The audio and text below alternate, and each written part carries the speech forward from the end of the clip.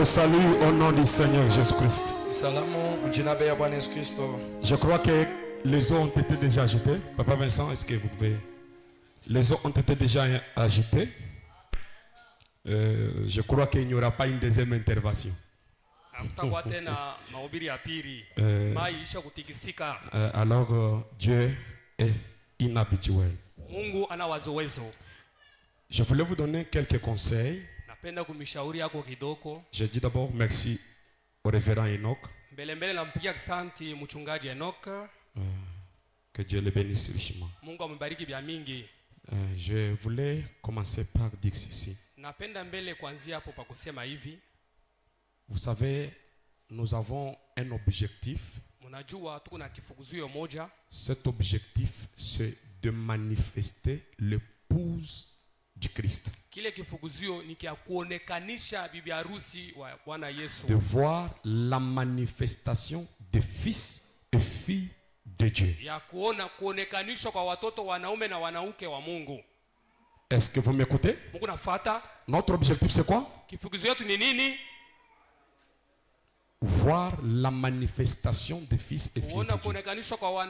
Autrement dit, être la manifestation des fils de Dieu. Est-ce que vous écoutez très bien?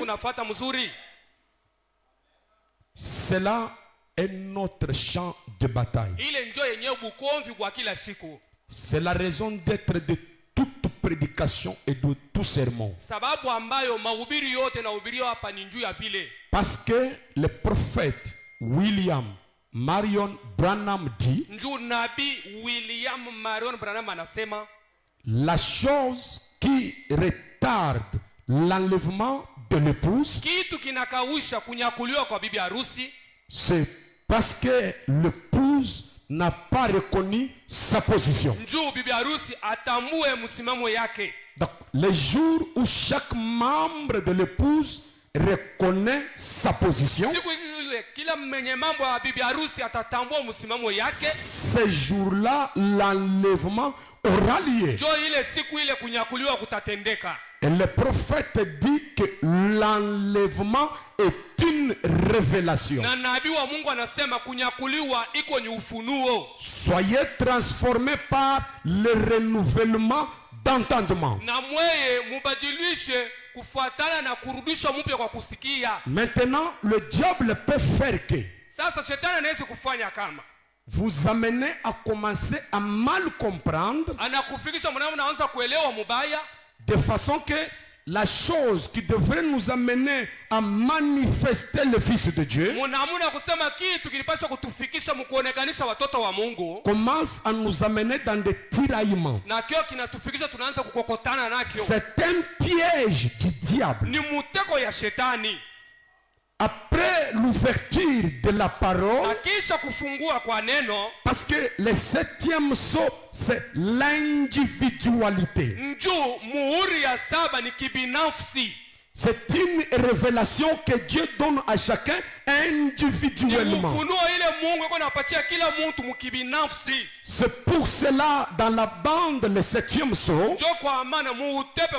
William Branham dit, ne formez pas un isthme tout autour de cette révélation. Ne faites pas un isthme, une organisation. Dieu peut te révéler quelque chose que ton voisin ne connaît pas. Est-ce que je peux entendre amen? Maintenant, la révélation, on ne peut pas expliquer cela.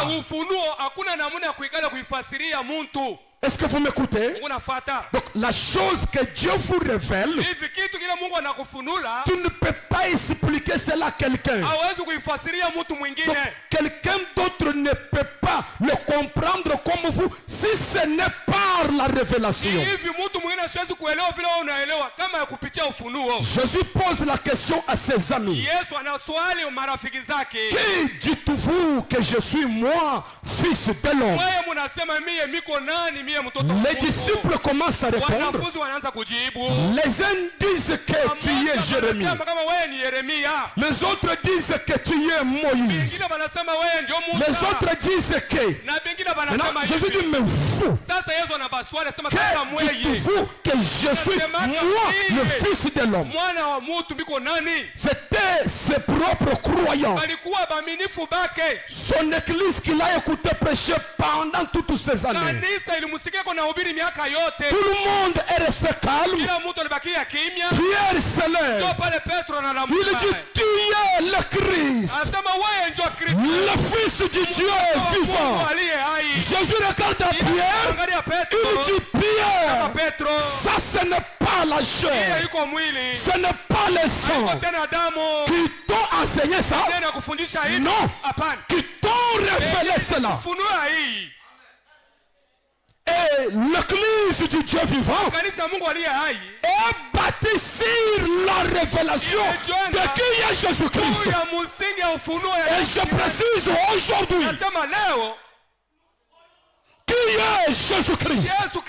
C'est là où est basé et fondé.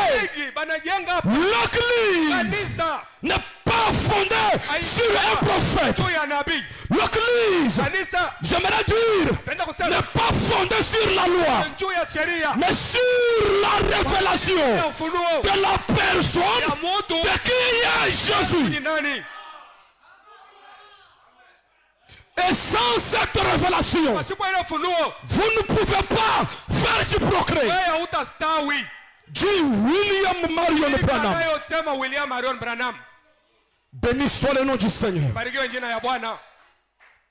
Alors je vous avertis. Sortez dans le petit jeu du diable.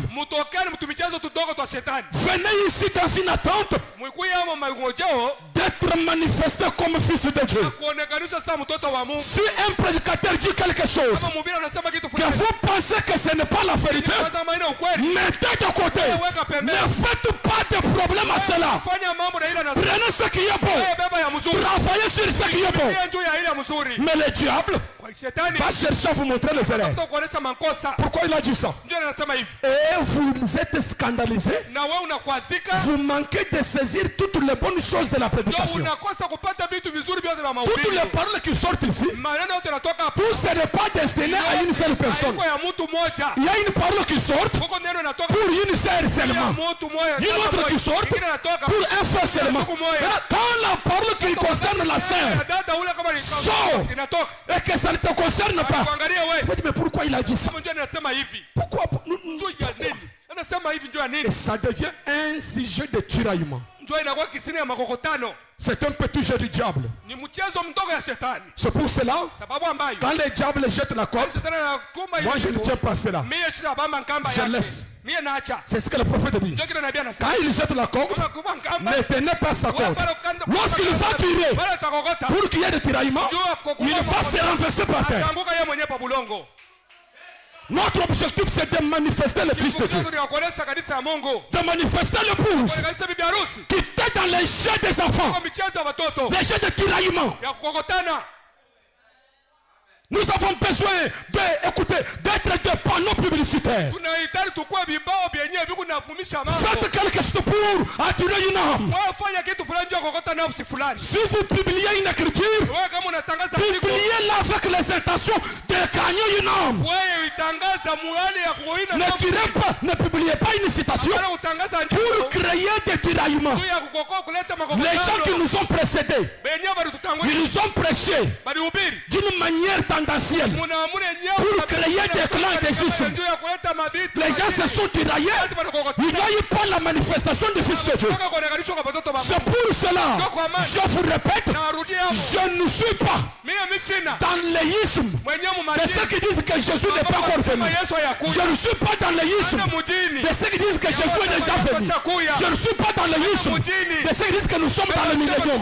Je ne suis pas dans l'éisme de ceux qui disent que nous sommes dans l'éternité. Je ne suis pas en ça. Où est-ce que je suis? Dans le royaume. le royaume, c'est-à-dire que après que tous les ismes sont terminés, il n'y a pas encore d'organisation. C'est là où on ne peut pas former quelque chose. Nous sommes de ceci, nous sommes de cela, nous sommes de ceci. Non. Nous sommes dans les conséquences de la parole révélée. C'est que cela doit produire. Amen. Nous sommes dans l'âge zéro. L'âge zéro. Pas le 7e âge. Moi je suis dans l'âge zéro. Toutes les organisations sont déjà terminées. Quand est-ce que ce livre est révélé? Ce livre est révélé lorsque le temps des organisations des églises et le temps des dénominations sont terminés. C'est alors que l'ange puissant d'Apocalypse 10 descend. Donc en dehors de tous les systèmes, en dehors des organisations. Alléluia.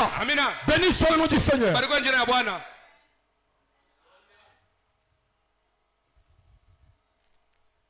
Frère Branham dit, William Branham anasema, il y a un frère qui m'avait posé